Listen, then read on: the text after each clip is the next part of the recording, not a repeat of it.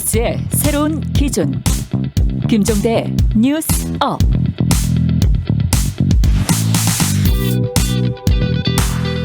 적극적인 백신 외교 없이 시급한 백신 확보가 가능하다고 생각하시나요? 외교부에서 백신 스와퍼에 대해서 검토하신 결과를 요약해서 말씀을 해주시기 바랍니다. 미측하고 상당히 진지하게 협의를 하고 있고 지난번 캐리 특사 왔을 때도 이 문제에 관해서 집중적으로 협의를 했습니다. 여러분 안녕하십니까? 김종대의 뉴스업 김종대입니다. 오늘 국회 외교통상통일위원회 정의용 외교부 장관이 한미 백신 스와프와 관련해서 답변한 내용 방금 들으셨죠? 미국이 3차 접종 검토하겠다고 밝히고 백신 수급에 대한 우려가 점점 더 커지는 상황에서 나온 발언입니다. 외교적 수단을 동원해가지고 백신 더 많이 확보해야 한다는 주장도 나오고 있고요. 지자체에서 자체 도입을 해야 한다는 또다시 백신 정치가 전방위적으로 확산되고 있습니다. 김종대의 뉴스업, 오늘은 나라 안팎에서 진행 중인 백신 전쟁 뉴스의 비밀부터 살펴보겠습니다. 곧 시작합니다.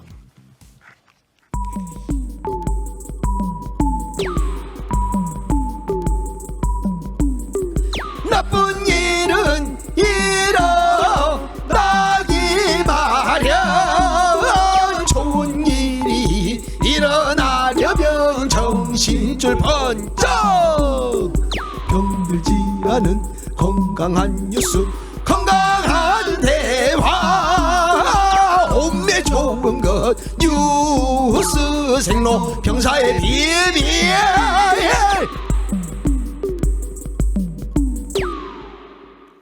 뉴스 생로병사의 비밀 시작합니다. 뉴스빙아 김민아 시사평론가, 뉴스화상 김수민 시사평론가, 어서 오세요. 네, 반갑습니다. 안녕하세요.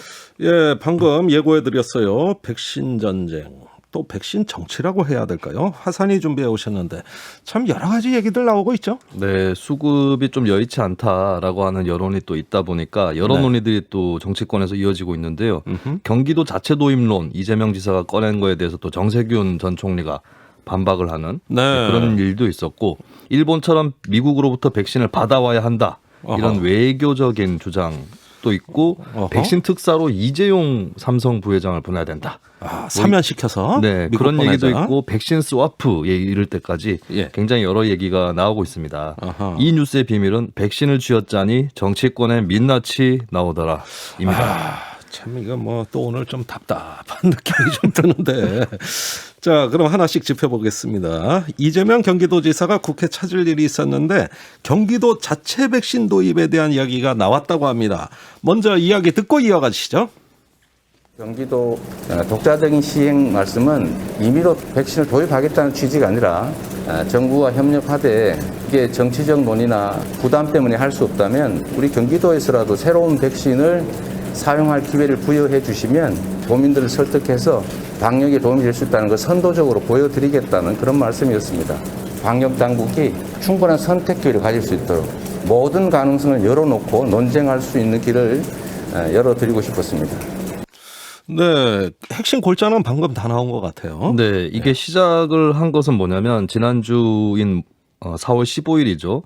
백신 확보와 관련해서 새롭게 다른 나라가 개발 접종하는 백신을 우리 경기도라도 독자적으로 도입해서 접종할 수 있을지에 대해 실무적인 검토를 하고 있다라고 얘기를 했습니다. 검토를 하고 있다 수준이긴 한데 경기도 독자적이다. 이 구절에 그 단어가 좀 방점이 찍혔고, 여기에 대해서 어제 정세균 전 총리가 매체에 출연을 해서 별로 실현 가능성이 없다라고 부정적으로 없다. 얘기를 했어요. 여기에 대해서 다시 오늘 이재명 지사가 국회를 방문한 자리에서 임의로 도입을 하겠다는 취지가 아니고 정부와 협력을 하고 정부가 할 수 없다면 경기도에서라도 먼저 하는 그런 가능성을 보여주겠다라고 하는 것이다라고 좀 해명성 발언을 했는데, 사실은 이제 뭐 경기도가 어떤 미국의 주정부 같은 그런 정도의 위상은 아니잖아요.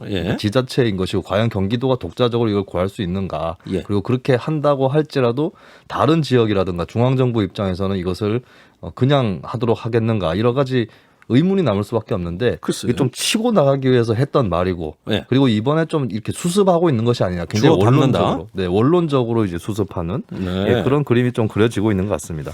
예, 좀 이런 말이 백신에 오히려 혼란을 주는 거 아닌지 조금 걱정되는 측면도 있네요. 네. 자, 그 뜻은 알겠습니다. 국민의힘에서 오늘 그 한미 정상회담에서 백신 확보하라고 문 대통령을 압박하는 발언들 계속 나오고 있죠. 네, 주호영 원내대표부터 그러한데요. 우리의 외교 지표, 성적표는 이번 한미 정상회담에서 우리가 좋은 백신을 얼마나 많이 확보하느냐에 달렸을 거라고 생각한다. 네. 국민들도 그 점에 기대를 하고 있다. 예.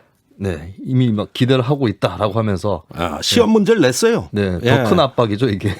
그러게 잘 말입니다. 못할 걸 이렇게 얘기하는 게 아니라 예. 기대를 하고 있다, 예. 지켜보겠다 이렇게 얘기를 한 것이고 그리고 외교통일위원회에서 간사를 맡고 있는 김석기 의원도 일본 얘기를 꺼냈어요. 일본 총리는 엊그제 미일 정상회담이 끝난 뒤 현지에서 화이자 최고 경영자와 협의해 1억 회분 가량의 화이자 백신을 추가 공급받는 걸로 약속받았다고 한다. 글쎄, 뭐 어제도 네. 이 뉴스 취급했는데 그런데 이게 팩트가 맞긴 맞는 겁니까? 글쎄요, 이것도 좀 더 자세히 살펴볼 여지가 들여다볼 일이긴 많잖아요. 한데 아직 좀 불확실해 보이는데. 네, 예. 한마디로 세일즈 외교 잘해라라고 예. 하는 것이고 옆집 아이하고 비교를 한 것이죠. 어떻게 보면 쉽게 그러면 좀 얘기해서. 기분 나쁘죠. 예, 근데 예. 이거 좀 글쎄요, 뭐 국민의힘 의원들의 발언 워딩은 여기까지라고 치더라도 네. 좀 저는 정치적 전운이 감돌고 있다고 느껴지는 게 그래요? 이제 최근에 언론에서도 그렇고 예. 미일 동맹은 끈끈한데 한미 동맹은 이상 있지 않느냐 예. 이런 진단들이 많이 나오고 있잖아요. 그렇다면 이게 또 대선을 앞두고 외교 안보적 쟁점이 될 수도 있는 부분이고 네. 국민의힘 입장에서 야당 입장에서는 무조건적으로 거의 찍고 나올 그런 포인트일 텐데 예. 이것이 또 백신 논의하고 연결이 되고 있다. 아하. 이렇게 또 보여지는 게 있습니다. 그러면 뭐 5월에 문재인 대통령 미국 간다니까 결국은 그때부터 백신 성적표로 또 한바탕 논쟁이 벌어질 네. 그 시험 문제가 지금 출제가 된 거예요. 그렇습니다. 그리고 이 시험이 수개월이 걸릴 수 있는 게 정부에서 11월 집단 방역 예. 목표를 또 잡았었기 때문에 예. 그것이 이루어지느냐 안 이루어지느냐 예. 이것도 정치권에서 또 쟁점이 될 것 같습니다. 야, 11월 집단 방역까지 간다면 조금 장기전으로 보입니다. 자, 그런데 이재용 백신 특사론 이건 또 뭡니까? 이게 원론적으로는 정부 외교뿐만 아니라 민간 네트워크까지 동원을 하자 이런 얘기일 텐데 뭐 거기에 대해서 누가 이견을 달 수 있겠습니까? 근데 지금 현재 그 처벌을 이행하고 있는 이재용 부회장을 특사로 보낸다라고 하는 것은 사면을 깔고 있는 거거든요. 예. 이게 안 그래도 곽상도 의원이 처음 얘기를 한 것이 반도체 패권 경쟁의 시대가 도래했는데 예. 여기에 이제 대응하기 위해서는 이재용 부회장의 역할이 필요하다. 허허. 이렇게 이제 시작을 하게 된 겁니다. 예. 이제 좀 이게 이재용 부회장한테 맡기려고 하는 게 한두 가지가 아닌 것 같아요. 백신 얘기까지 하게 되는데 예. 여당에서도 더불어민주당 안규백 의원이 예. 언론 인터뷰를 통해서 흥묘백묘 얘기까지 했습니다. 흥묘백묘론 요건 설명이 좀 필요하네. 네, 그러니까 뭐 법적으로 처벌을 받은 그런 처지지만 네. 또 경제에 필요한 사람이라면 또 써야 되는 거 아니냐. 그 결국 이 얘기입니까? 얘기를 하게 되는 것이죠. 그래요? 네, 어떻게 보면은 뭐 글쎄요, 뭐 수인이더라도 예. 풀어서라도 쓰자 이렇게 봐야 될 것 같은데 그런 흥묘백묘론이. 얘기인가? 예. 네. 그 참 이것이 근데 하루 이틀 일이 아닌 게 재작년에 한일 갈등, 네. 일본의 수출 규제 때도 예. 이재용 부회장 역할론에 대해서 엄청나게 또 얘기를 많이 했었습니다. 그때는 뭐 옥에 있는 신분은 아니긴 했었지만은, 네. 근데 이게 도대체 어떤 일이 터질 때마다 이런 식으로 얘기가 나와야 되는지 좀 의아한 부분이 예. 또 국민의힘 일각에서는 과거 사례를 들면서 이명박 정부가 이건희 회장을 사면해서 평창 동계 올림픽을 유치하지 않았느냐 이런 얘기도 하고 있거든요. 예. 근데 뭐 이런 인사들의 영향력 당연히 클 수 있겠고 예. 국가에서 필요하면 동원할 수도 있는 거겠지만은 의아한 것은 이제 처벌을 받고 있는 사람까지도 사면을 해서 이렇게 써야 하는가? 예. 여기에 대한 이제 기본적인 정의에 따른 의문이 있는 것이고 예. 그리고 이제 기업이 특정 기업밖에 없는가? 사람이 그 사람밖에 없는가? 이 질문을 또 하게 된다면은 예. 이것은 좀 어떻게 보면은 제 얼굴에 침 뱉길 수 있다. 예. 네, 이 사람들 말고 사람이 없는 것이 아니기 때문에 그리고 종합적으로 보면은 저는 정치권에서 백신 수급이 어려워지는 이 과정에 대한 총체적인 성찰이나 복귀 없이 네. 너무 외교라든지 이쪽으로 매달리고 있다. 예. 이런 진단을 내려볼 수밖에 없을 것 같습니다. 아니 외교 좋습니다. 외교 해야죠. 그런데 백신 외교라는 게 상대국 정부만을 상대로 하는 게 아니라 아예 백신 회사를 상대로 하는 외교예요, 이게. 네. 예, 화이자, 모더나 해가지고 직접 이렇게 해서 어떤 공적 외교의 영역에서도 벗어나 있는 부분이 굉장히 많습니다. 그러니까 외교가 아닌 어떤 민간 루트라든가 여러 가지 어떤 그 동반할 수단을 다 한번 점검을 해봐야 될 것 같은데. 네. 점검을 하는 건 좋은데, 예. 그러니까 이재용 삼성전자 부회장을 지금 미국에 보내면 그러면 다른 거 다 떠나서 네. 백신을 가져올 수 있는 거냐? 그 예를 들면 문재인 대통령이 가도 안 될 것을 이재용 부회장이 가면은 그러면 가지고 올 수 있는 거냐? 예. 그렇지 않을 거거든요. 왜냐하면 지금 말씀하신 게 제약회사들 간의 어떤 계약 문제도 말씀하셨지만 지금 문제가 되는 거는 계약을 하고 말고의 문제가 아니고 계약을 한 것도 안 주고 있다는 게 문제죠. 예. 그리고 이것은 결국은 미국 정부가 이 당분간 이 파이자 모더나 백신은 미국 사람들 맞히는 데만 쓰고 네. 예를 들면 멕시코라든지 이런 자기의 이제 국경을 마주하고 있지만 이 영향을 받을 수밖에 없는 사람들에게는 예를 들면 지금 비축만 하고 있는 아스트라제네카라든지 네. 이런 걸 지금 공급한다든지 뭐 이렇게 지금 대응을 하고 있는 거거든요. 예. 그런 상황이기 때문에 사실은 계약한 물량이 안 넘어오고 있는 거여서 예. 결국 이거를 풀 수 있는 방법이 있다고 한다면 예. 이 파이자 모더나 백신에 대해서 예. 결국은 이제 그것은 어떤 그 국가 대 국가 간의 문제로 해결할 수밖에 없게 된 상황입니다. 이게 결국은 예. 그렇기 때문에 이제 외교라든가 이런 것에 대한 기대를 그래도 걸어보자라고 얘기를 하는 건데 거기서 과연 이재용 부회장이 할 수 있는 역할이 뭘까? 저는 이게 잘 상상이 안 되거든요. 예를 들면 올림픽 유치라든가 이런 거는 이 재벌 회장이기 때문에 재벌 회장이 갖고 있는 평소에 여러 가지 이제 인맥과 네트워크가 있고 네. 그게 각각의 이제 스포츠 산업과 연결되어 있는 부분이 있잖아요. 예. 그래서 이게 영향력을 발휘할 수 있는 건데 지금 이 상황은 또 아니지 않나 싶어서 결국은 자기들에게 유리한 얘기만 또 하고 있는 그런 그림이다. 그런 생각입니다. 자, 여러 가지로 지금 스텝이 꼬이는 이야기들 계속 나오고 있는데 자, 어떤 부분들 좀 점검해 봐야 될까요? 이게 지금 논의가 주로 화이자 모더나 쪽에 너무 맞춰져 있는 것 같아요. 그러다 보니까 못 챙기고 있는 부분이 있는 게 예. 아스트라제네카나 얀센 이쪽에서 좀 각자가 차질이 빚어지면서 더 힘든 게 있잖아요. 네. 근데 한국이 안 되는 부분이 그 외에 뭐였냐면은 예. 노바백스를 필두로 해가지고 최근에 독일에서 나오는 큐어백까지 예. 후발주자 백신에 대한 접근은 과연 제대로 되었었는가? 아하. 이런 부분들은 정치권에서 평소에 좀 신경 써서 챙겼었는가? 그렇군요. 그리고 국내에서 국내 기업이 생산, 개발하는 그런 것도 필요한 건데 필요한 복선형 전략이 필요하지 않겠습니까? 네. 지금까지 너무 지나치게 해외의 뭐 화이자, 모더나 선발주자에 대한 의존 전략 예. 이런 것들로 이제 왔기 때문에 그 부담을 또 떠안고 가는 것인데 이거를 너무 일면적으로 해결하다 보니까 외교 노선 쪽으로 예. 그리고 뭐 민간 특사 이런 쪽으로만 아이디어가 발현이 되는 것이죠. 예. 근데 사실 따지고 보면 지금 국내 백신 생산에 대해서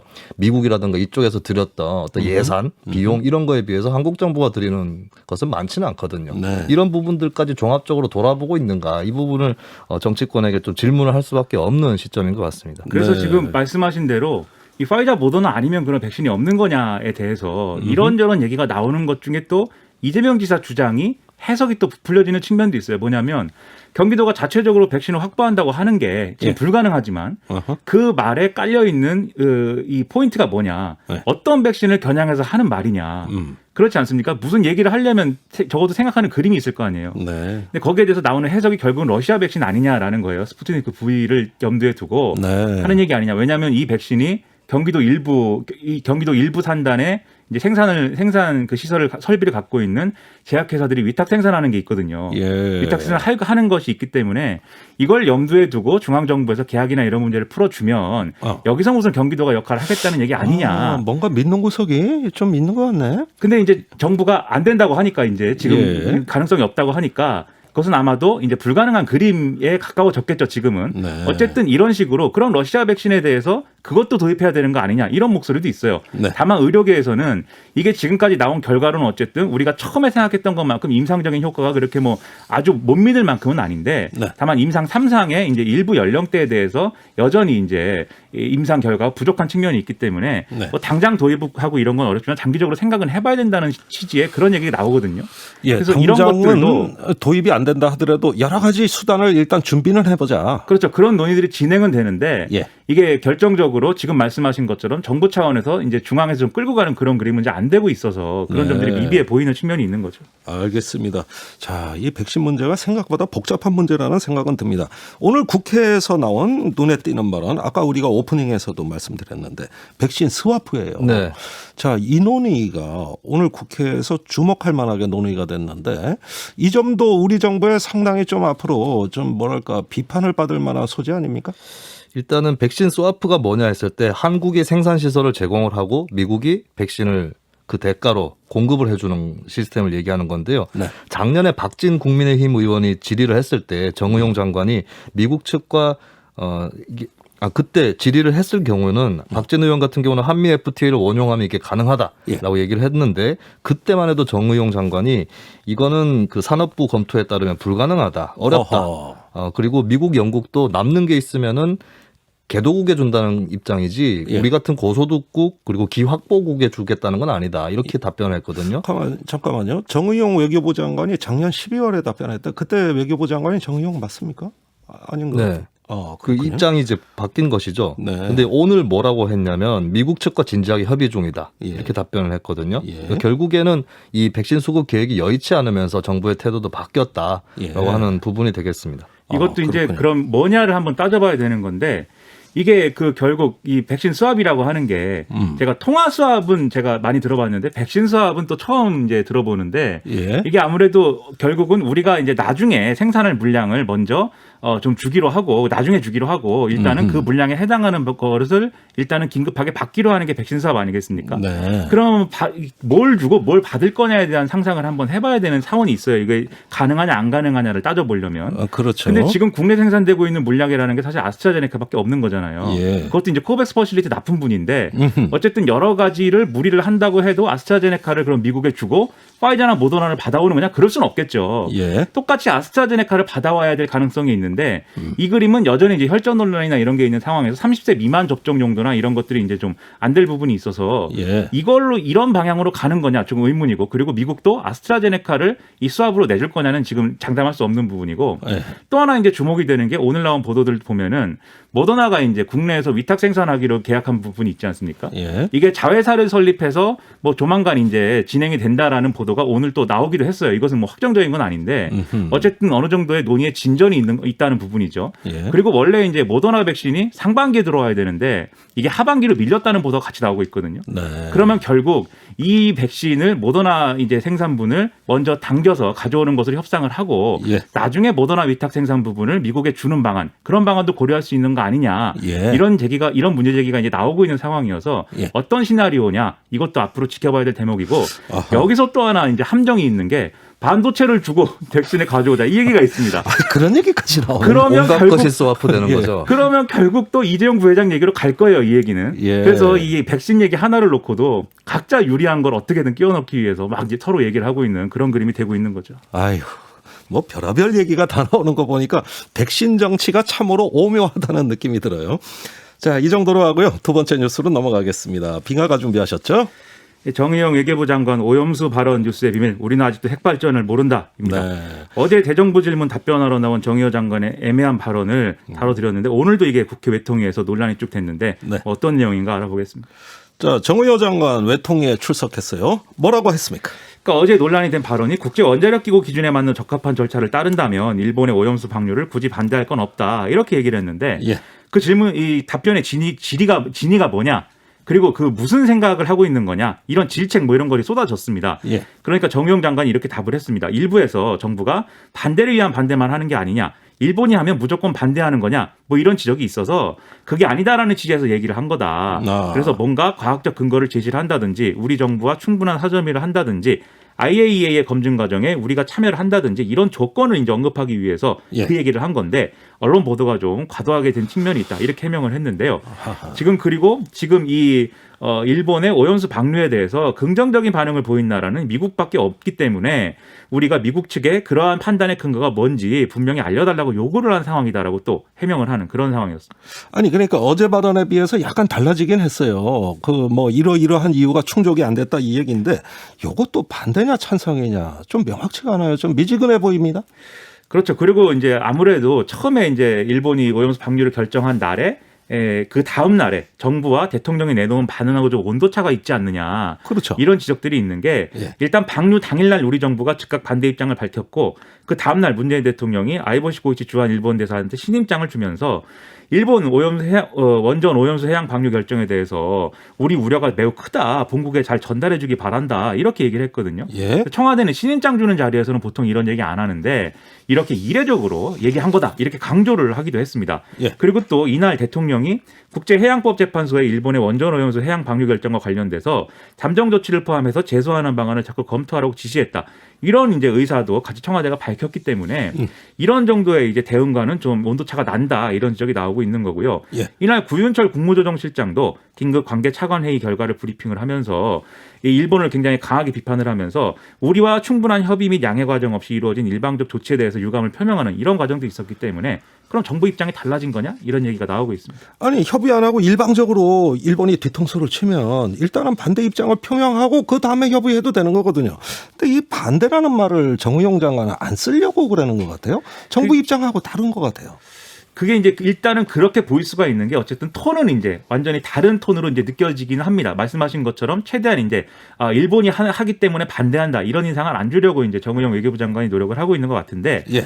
그런데 그래서 그러면 반대하기 때문에 우리가 일본이 요구하는 게 뭐냐 예. 이걸 중심으로 얘기를 해본다면 사실 정부 입장은 일관된 측면이 있어요. 그게 뭐냐면 아까 말씀드렸다시피 일본과 국제기구에 대해서 우리가 이제 뭔가 검증할 수 있도록 해달라. 즉 IAEA 기준에 맞는 절차를 진행하면서 오염수 방류를 한다고 하지만 우리가 그것에 대해서 신뢰할 수 있어야 되는 거 아니냐 이렇게 얘기를 하고 있는 거고 미국이 일본 입장에 찬성하는 것의 전제도 사실 IAEA의 검증과 이것에 대한 일본의 협조 이게 이루어질 때 우리가 이제 긍정적으로 평가한다고 얘기를 하고 있는 것이기 때문에 이런 어떤 전체적인 얘기 자체는 요구하는 것 자체는 또 일관된 측면이 있다 이런 생각입니다.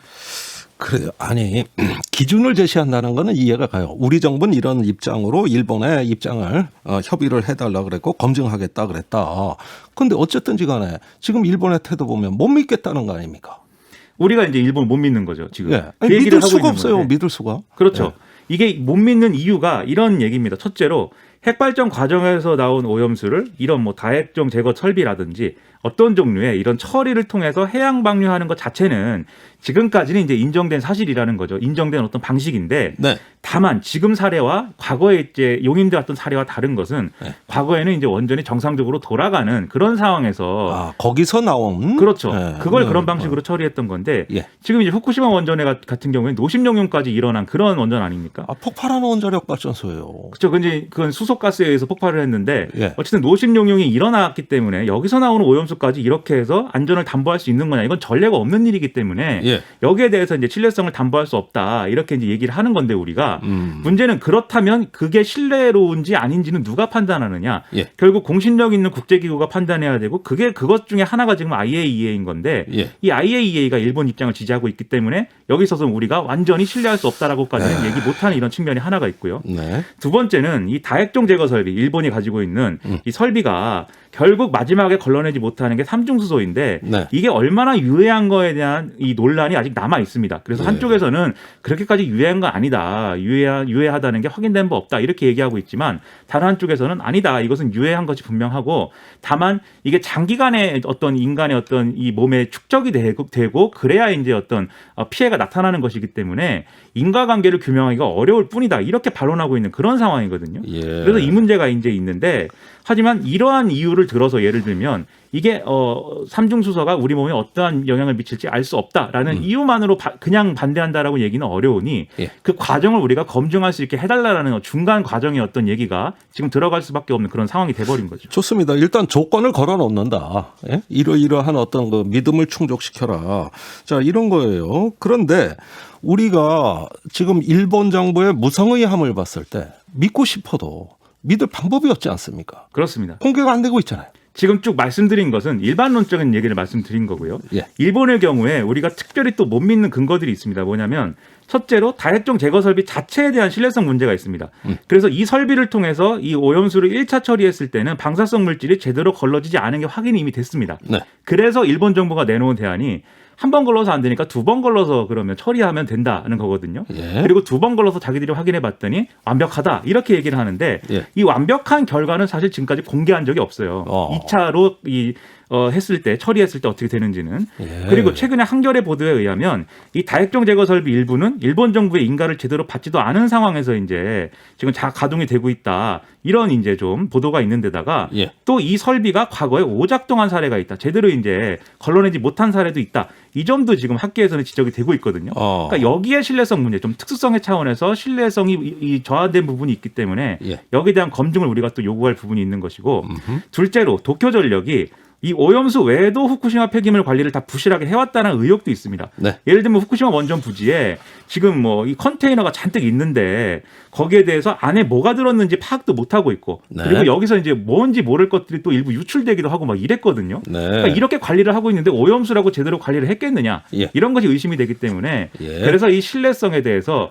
이제 문제 제기를 하고 있는 건데 이게 총론적으로 말해서 우리 인류가 핵발전에 대해서 모든 걸 이미 알고 있어서 이것이 이런 위험이 있다라고 정말 움직일 수 없는 그런 근거를 제시해서 일본 정부를 꼼짝 못하게 만들 수 있으면 사실은 이 모든 논란은 이미 할 필요가 없는 논란이었을 겁니다. 알겠습니다. 근데 모르는 게 너무 많기 때문에 예. 우리가 이런 식으로 뭐 좀 수위 조절을 해가면서 대응할 수 없는 그런 측면도 있어서 앞으로 핵발전에 대해서 더 많은 것들을 알아가야겠습니다. 이게 자. 유해 물질이라는 것이 늘 부딪히는 논란이 있는 게 두 예. 가지 자세가 크게 부딪히거든요. 첫 번째는 유해한 것이 입증되지 않았으므로 안전하다.